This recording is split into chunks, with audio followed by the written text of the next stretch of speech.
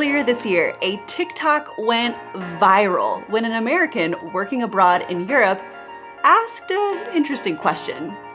Hey Europe, why aren't y'all more thirsty?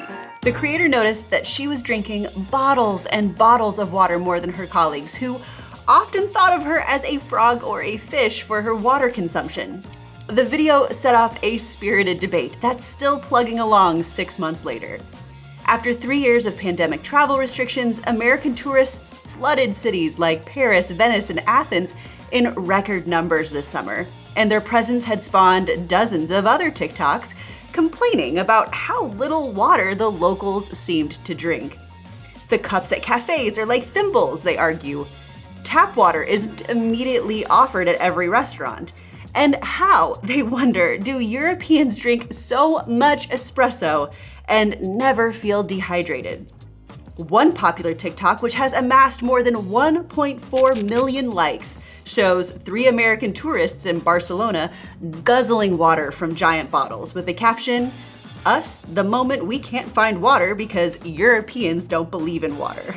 But beyond viral content, that's pretty good for a laugh here or there. There are actually some pretty interesting scientific and historical reasons for our cultural differences in water consumption. So, let's take a look.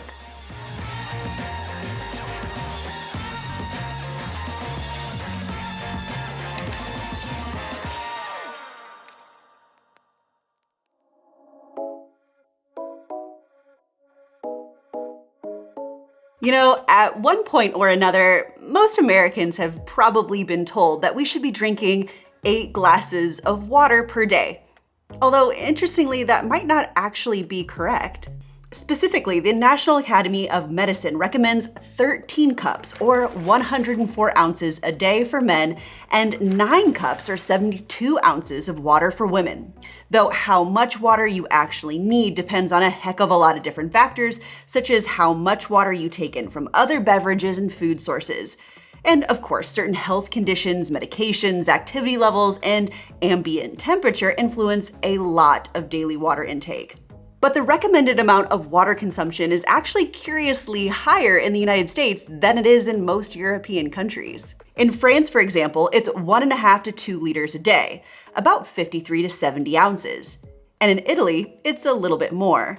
And in Germany, the Technische Krankenkasse recommends that I drink 1.5 liters of fluid per day. And they also recommend that if I'm struggling to get in my water intake, I should follow this particular regimen.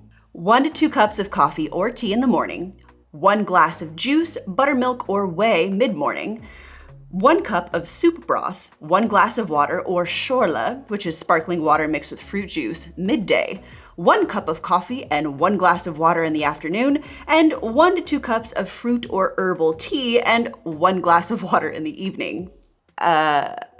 What? I think they said 3 cups of water in there, but honestly, even if you include the juice and the broth, that just doesn't seem like a lot of water. So honestly, I was reading all of this and asked myself, why is it that Europeans just don't seem to drink a heck of a lot of water? And I found that actually maybe the better question I should be asking is, why do Americans actually drink so much? For starters, Americans are one of the biggest consumers of soda and sugars in the world. The average American adult, teenager, and child consumes about 126 grams or 17 teaspoons of added sugar a day. And according to the FDA, 90% of Americans consume far too much sodium as well.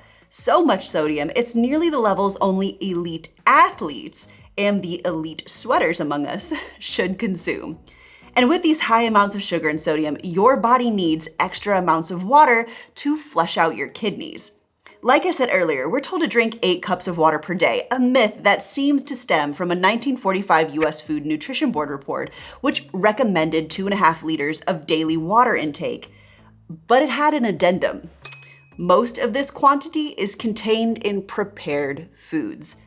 But we seem to forget that part. But honestly, whether it's because of our eating habits or our misinformation on water intake, what is true is that many Americans seem to have an almost cult-like obsession when it comes to water consumption. With the machine of the American health industrial complex egging us on to drink more and more in the pursuit of health and wellness, I've seen seemingly endless articles glamorizing the benefits of drinking more water.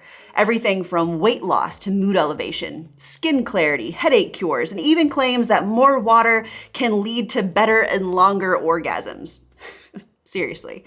But when you combine this with a host of technologies programming you to track your daily intake and water consumption, it just seems like another strategy for you to live a longer and healthier life. And lest we not forget, it takes some pretty powerful advertising expertise to somehow make this behemoth sexy. I'm honestly quite impressed by the ad executives that have made this once semi-trucker staple the latest it item in the year 2023 in the United States and managed to charge $50 for it. It seems that not even bodily need like thirst is exempt from the American culture of excess. Americans buy status water bottles to carry around like fashion accessories and enter their daily water consumption into fitness tracking apps. Many even brag about how much water they drink every day on Facebook, as if the simple act of hydrating is worthy of praise. There's literally nothing more important than being hydrated. I mean, I don't want to lump us all together, but I know many Americans who almost competitively drink water. Make sure to drink at least 7 gallons a day. And it's just wildly fascinating because that is definitely not the culture here in Europe.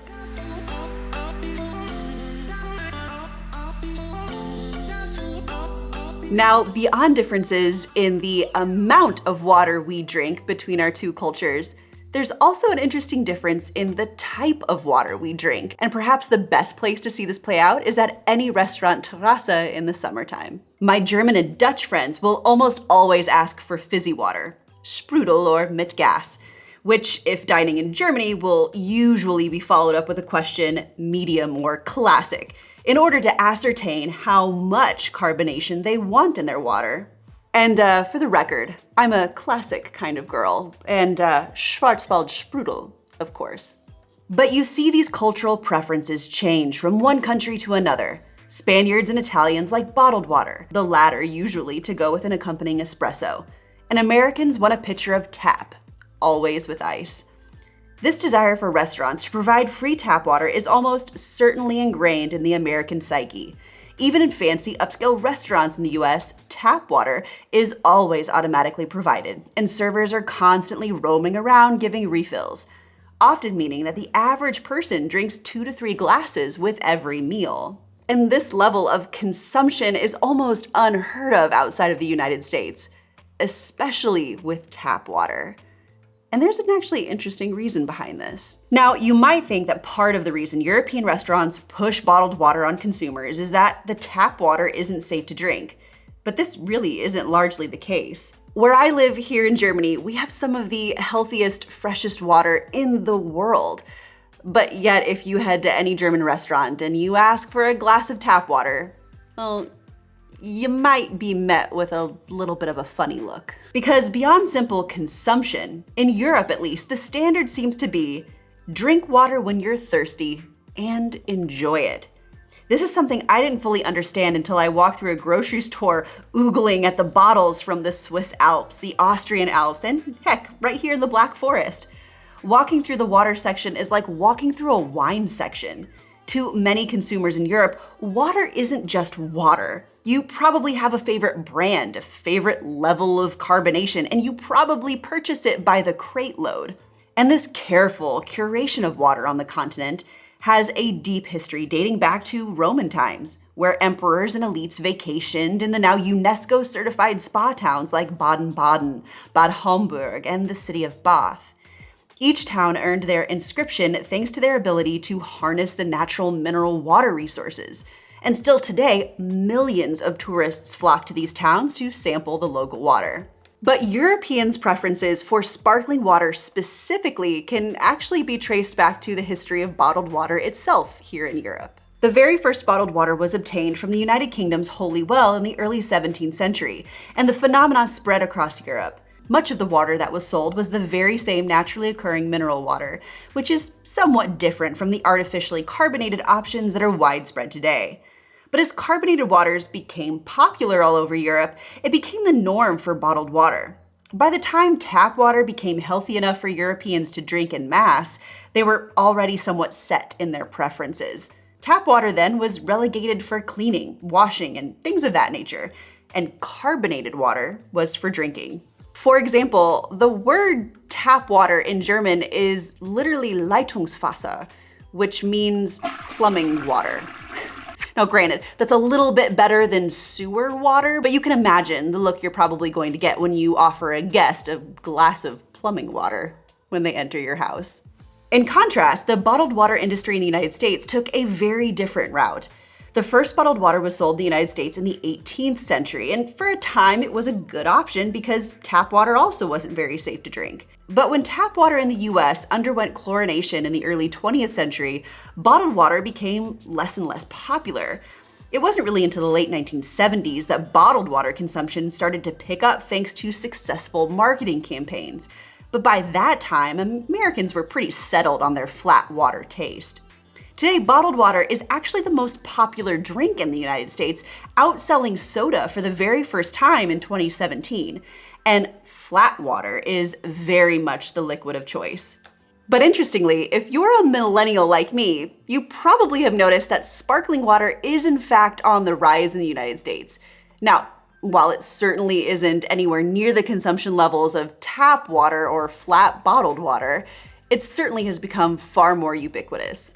The flavored sparkling water brand 𝗦𝗨𝗣𝗣𝗢𝗥𝗧 has become a phenomenon throughout the United States, partially thanks to the Instagram-ready cans.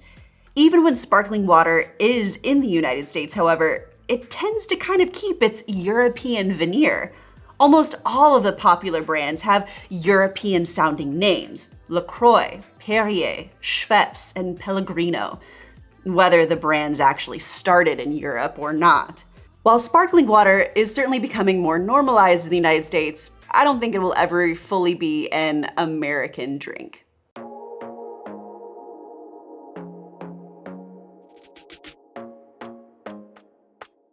Now at this point in the video, maybe a few of you are probably asking, now, come on Ashton, out of all of the vices out there, should we really be concerned with water consumption? I mean, after all, water's pretty good for you, right? Well, sure, there's little harm in drinking a lot of water. As long as it's not an extremely large amount of water, you'll probably just pee it out.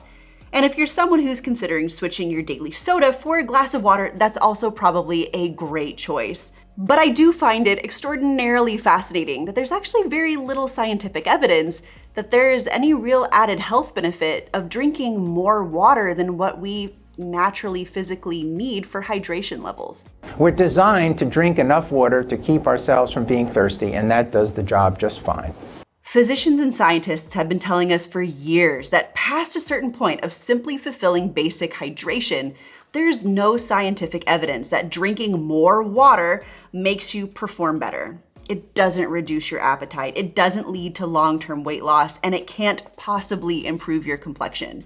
And it won't clear your body of toxins or reduce headaches. No benefit in mortality and cardiovascular health in any way that anybody can, and kidney health in individuals that drank extra amounts of water. What is often conflated is that people who lead healthy lives typically tend to drink more water, which is absolutely true. But science has pretty much shown us that it's the foregoing of unhealthy things and the replacement of that with water that actually leads to health benefits, not this overconsumption of water in and of itself. I mean, after all, America tops the charts when it comes to water consumption per capita. So if simply drinking a lot of water was gonna make you more healthy, then Americans, by that measure, should be the healthiest group of people on the planet. And, well, we all know that's not particularly true. It becomes a really blurry line of, is the public message really, based on good, clear evidence, or is it based on also commercial concern? The truth might just be that Americans' tendency to over-promote water consumption is actually guided primarily by the beverage industry, not by medical science. And the fact that water is a commodity that most Americans have available in abundance. After all, the US is among the biggest consumers of bottled water, alongside Mexico, Italy, and Spain. And again, this is predominantly flat, purified tap water. Water that comes from the exact same sources that also run to your kitchen sink, which is perfectly safe to drink.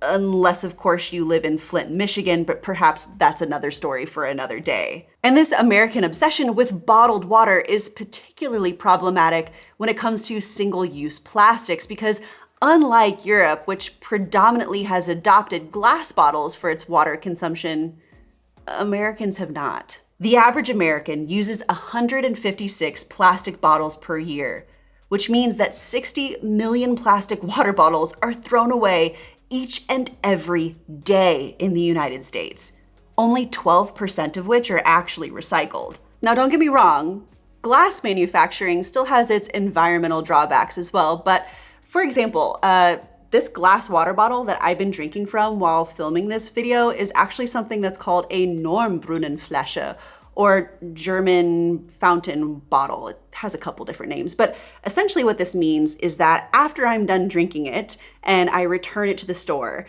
there it will be cleaned, sanitized, and reused up to 50 times before it's eventually crushed and recycled. But beyond bottled water, the US is the top of general water intake on a per capita basis, especially when you factor in the agriculture industry, bathing, laundering, dishwashing, and perhaps most cringy, teeth brushing with the sink on. The truth is that we tend to treat it no differently than any other commodity. And when it's in abundance and pretty cheap, we don't tend to be the most responsible stewards of water use. Each American uses an average of 82 gallons of water per day at home, just over 310 liters. In contrast, the same consumption per capita is just shy of 34 gallons, or 128 liters here in Germany, about 60% less consumed per person per day. I mean, I once spoke with a German who remarked that they found it just so shocking when they saw a video clip of fire hydrants being used as just fun water sprinklers in the streets of New York City. I mean, her shock basically came from the fact that, like, this is drinking water, and it just felt really irresponsible and a bit wasteful. And yeah, that might be a valid point. On the one hand, it's our life supply, and on the other, we're happy to cool off in it for a second before tossing it in the sewer. We endlessly refill glasses of water on a table until you just can't drink anymore and toss whatever's remaining down the drain. So maybe there's something nice that we can learn from European water drinking culture. And that's maybe to slow down, enjoy it, and maybe not overdo it so much. But I would love to hear from you down in the comment section below on what your water consumption is like. How many glasses of water do you happen to drink per day? And do you think you're actually meeting the requirements? And if you've met an American drinking here in Europe, do we strike you as a group of people who tend to drink a lot of water? Yeah, let me know down below in the comment section. I think this is gonna be a really fun discussion happening this week. And as always, guys, if you enjoyed what you saw today, be sure to hit that thumbs up button. And for more content from Type Ashton, hit that subscribe button. So I'll see you next Sunday. Tschüss!